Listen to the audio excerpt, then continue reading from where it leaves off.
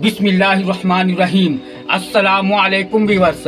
आज 26 जनवरी है और 26 जनवरी हम भारतीयों के लिए एक खास और अहम दिन है। 26 जनवरी के दिन ही हमारे देश भारत में एक नया संविधान लागू हुआ था, एक नया लॉ, एक नया कानून नाफिज हुआ था।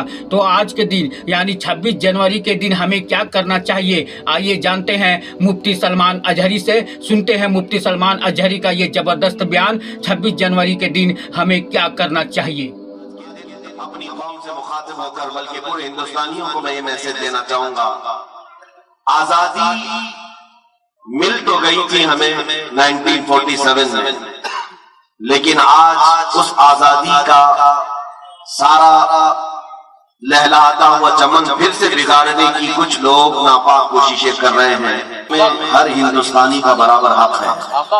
आज का वो दिन है जब कानून नाफिज किया गया, लॉ बनाए गए, तरतीब दिए गए। आजादी के बाद पूरे हिंदुस्तान का एक संविधान बना जिसके तहत हम सबको गुजारने के लिए एक बेहतरीन लॉ की किताब पेश की गई। आज हिंदुस्तान की आजादी को 70 साल से ज्यादा का अरसा गुजरने को आया है। हम आज ये अहद करते हैं कि अल्लाह रब्बुल इज्जत ने हर इंसान को आजाद पैदा किया है और आजादी इंसान का बुनियादी हक है। गुलामी में जीना किसी इंसान के लिए नहीं है, इसीलिए हम गुलामी के खिलाफ लड़ते रहे। 90 साल की जंग के बाद हिंदुस्तान में 1857 से लेकर 1947 तक, 1857 से लेकर 1947 तक 90 साल की एक अजीम जंग के बाद, बड़ी मेहनतों के बाद ये लहलाता हुआ चमन आज हमें दिख रहा है।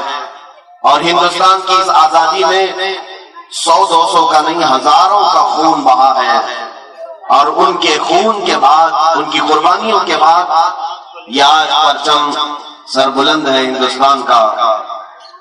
मेरे अजीजों, इस आजादी को बरकरार रखना हर हिंदुस्तानी सुभान अल्लाह, बिल्कुल सही फरमाया आपने। दोबारा हिंदुस्तान किसी की गुलामी में न जाए, इसका अहद हम हर साल करते हैं।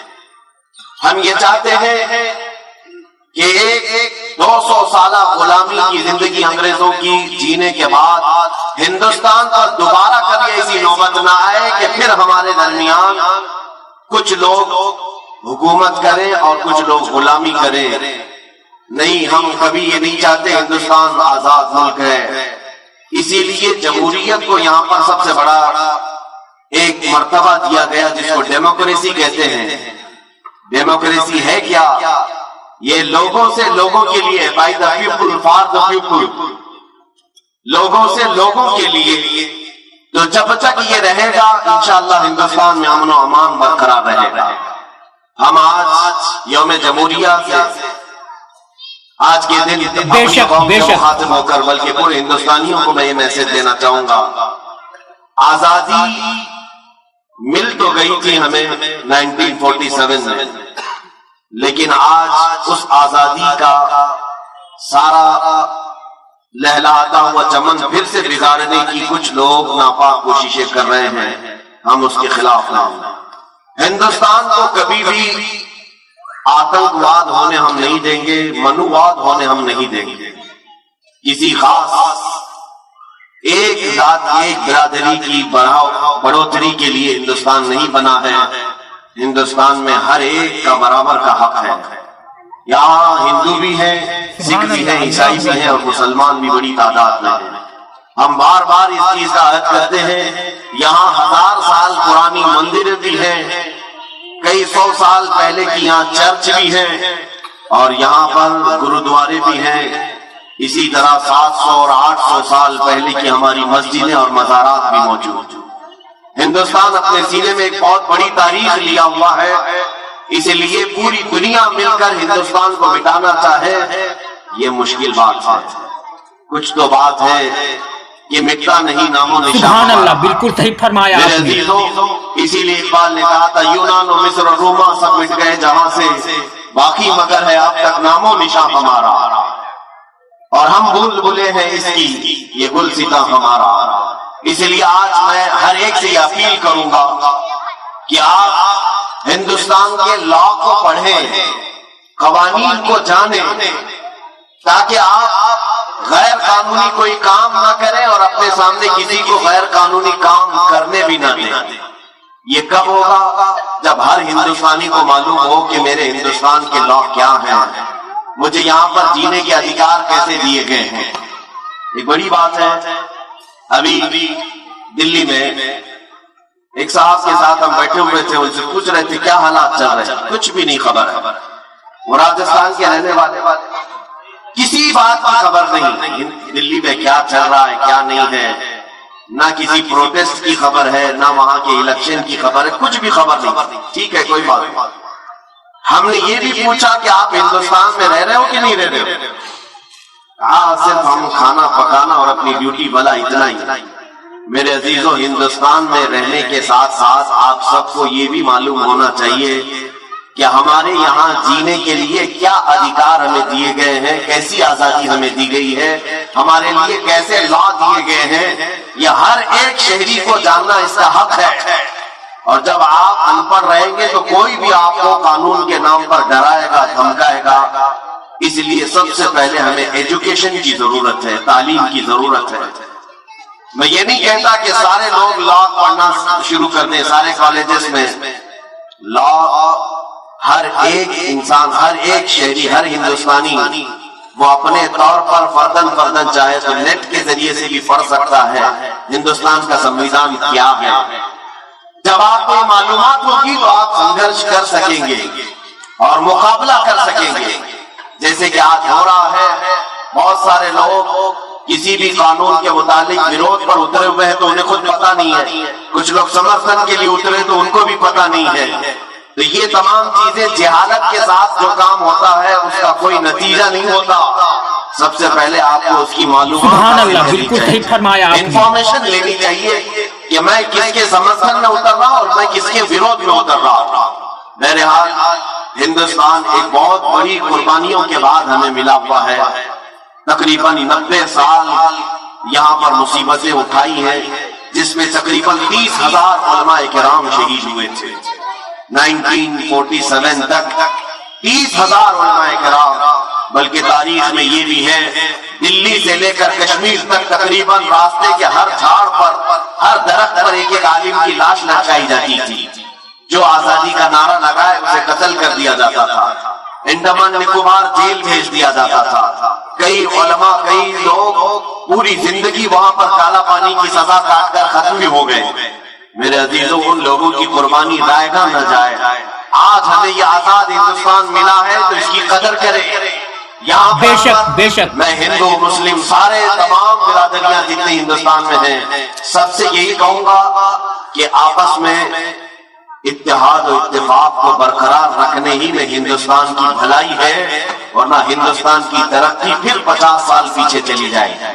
اگر ہم آپس کے فسادات رائٹس کرتے ہیں، آپ کو معلوم نہیں ہے کسی بھی شہر میں اگر فساد ہوتا ہے، رائٹس ہوتے ہیں، وہاں جو تباہی ہوتی ہے اس شہر کو دوبارہ سٹینڈ ہونے کے لیے پھر سے 10-15 سال لگ جاتے ہیں۔ جتنے گھر ٹوٹے، جتنی بربادیاں ہوئی، دوبارہ صحیح ہونے کے لیے اسے 10-15 سال لگ جاتے ہیں۔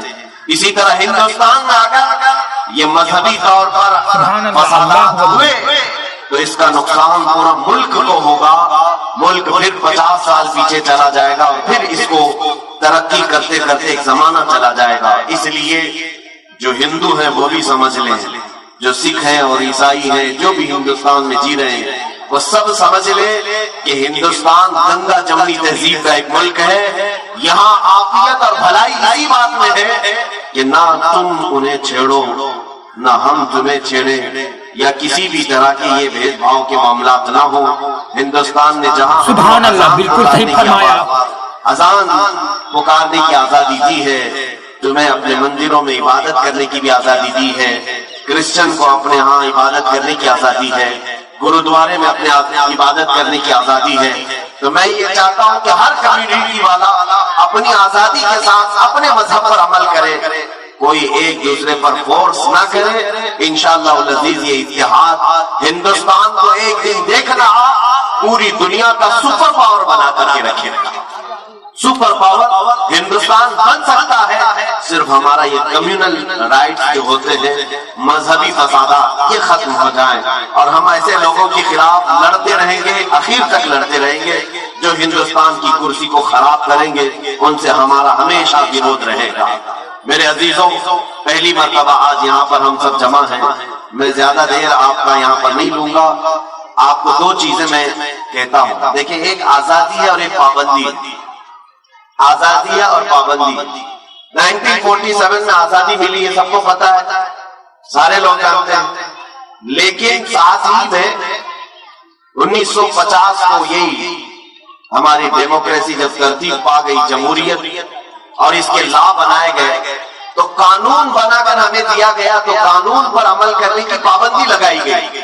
तो आपके दिमाग में एक सवाल आता होगा, 1947 में आजाद कर दिया और फिर 1950 में 1950 में फिर कानून में पाबंद कर दिया, फिर ये कैसी आजादी? मैं यहाँ बताना चाहूंगा कि आजादी का मतलब क्या है वो भी समझ लें आप। आजादी का मतलब ये है कि इंसानी अक़दार के साथ, इंसानी उसूल के साथ जीना और दूसरे की आजादी को खराब ना करना, ये सही मानों में आजादी है। आजादी का मतलब ये भी नहीं है कि कोई नंगा फिरता रहे और दूसरे को तकलीफ दे। वो आजादी तो जंगलों की आजादी, जानवरों की आजादी। मेरे अजीजों, आजादी का मतलब ये है कि तुम्हें एक जो संविधान दिया गया है वो डिसिप्लिन मेंटेन करके जो चलेगा, वही सबसे बेहतरीन आजादी है।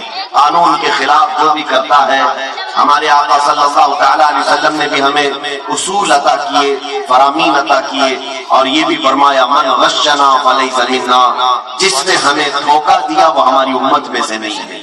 इसलिए धोखा देना, रिश्वत देना, ये तमाम चीजें जो कानून के साथ आज हो रही है, इन सब से आज हमें मुक्ति चाहिए, आजादी चाहिए। हम ये सोचते हैं कि 500,000 देकर के कानून तोड़ देंगे, ऐसा कभी नहीं करना चाहिए। कानून के रखवाले भी ऐसा ना करें, हिंदुस्तान का कोई शहरी भी ऐसा ना करे, इसलिए कि 500,000 देकर के अगर आपने कानून तोड़ दिया तो गोया कि आपने हिंदुस्तान के संविधान के साथ खिलवाड़ किया है।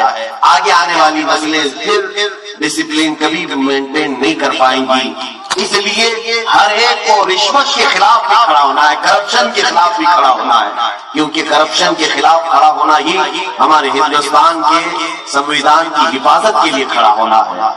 बस मैं इन्हीं बातों के साथ आज मैं फख्र के साथ ये कहता हूँ, पहली मर्तबा हम ग्राउंड में जमा हुए हैं, पहली मर्तबा ये हमारा ये कार्यक्रम, ये जो प्रोग्राम हुआ है, पहले आज हमें सीखना बहुत कुछ है, हम बच्चे हैं और बहुत सारी चीजें अभी हमें सीखनी बाकी हैं। डिपार्टमेंट का भी मैं शुक्रगुजार हूँ कि उन्होंने परमिशन दिया, बीएमसी वालों ने और दीगर यहाँ पर मुंतजिमीन ने।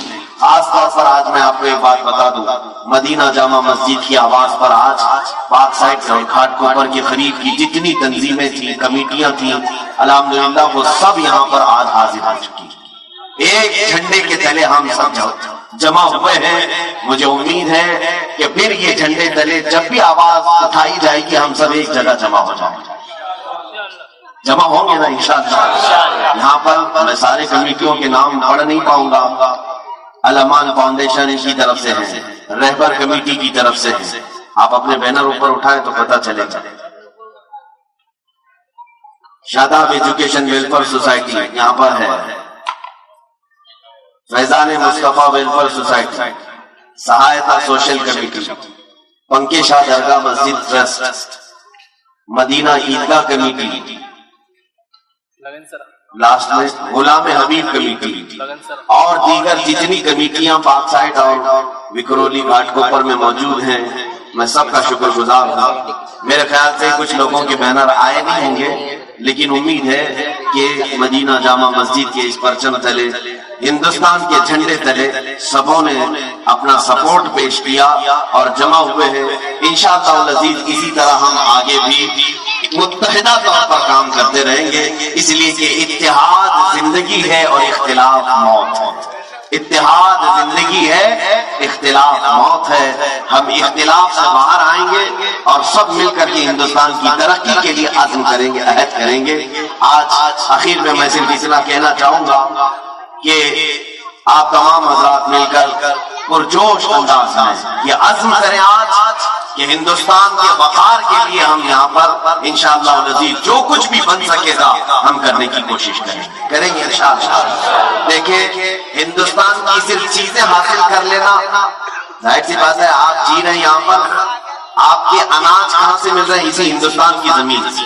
آپ کا پانی جو روز استعمال کر رہے ہیں اسی ہندوستان کی زمین سے مل رہا ہے۔ ایسا نہیں کہ ہندوستان میں رہ رہے ہیں اور امریکہ کا پانی پی رہے ہیں، سب ہم یہیں کا پانی پی رہے ہیں، یہیں کے اناج کھا رہے ہیں۔ تو کیا ہم ہندوستان کو جانے سے پہلے بھی کچھ دے کر کے جائیں گے؟ یہ ہر ایک نوجوان کے اندر خواہش ہونی چاہیے کہ میں بھی ہندوستان کی ترقی میں اپنا کچھ حصہ دے کر کے جاؤں، جیسے ہمارے پرکھوں نے دیا ہے، بڑے بڑوں نے دیا ہے، جتنے لوگوں نے بھی ہندوستان کو بنانے میں یوگدان دیا ہے آج ان کے نام لیے جاتے ہیں۔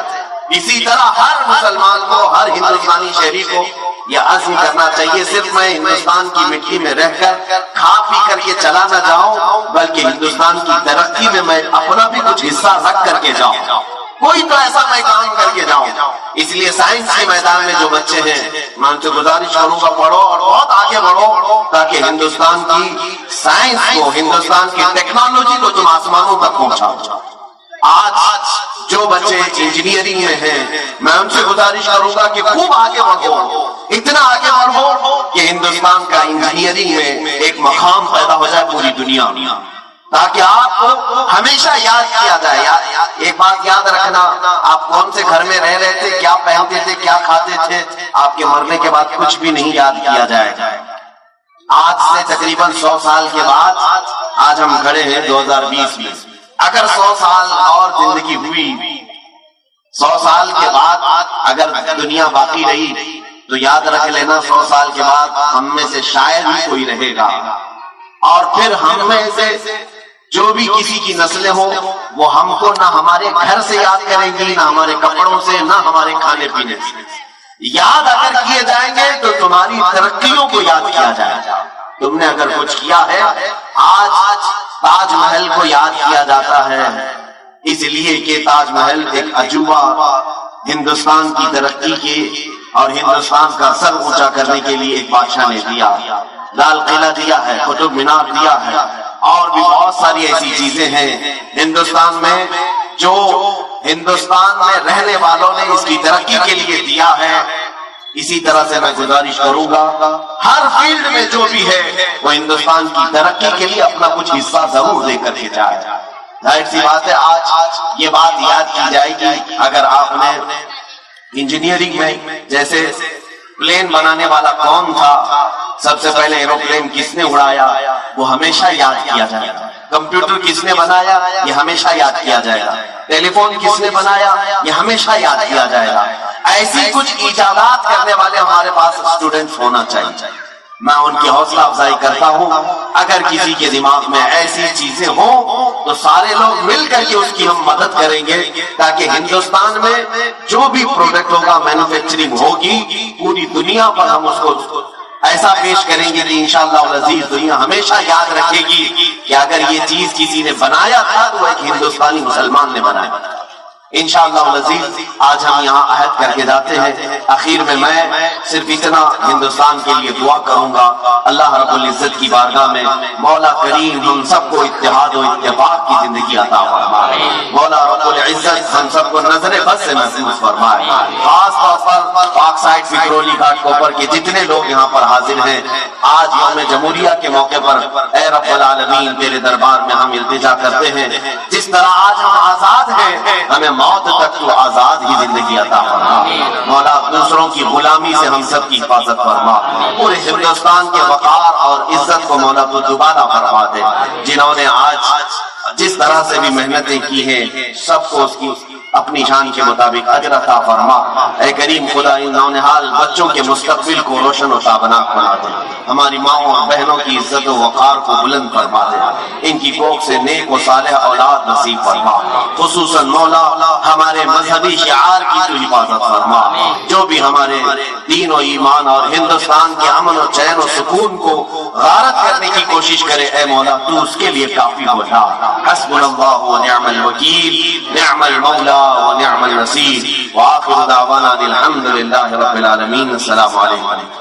نعرہ تکبیر، نعرہ رسالت، ہندوستان ہندوستان ہندوستان، انقلاب انقلاب.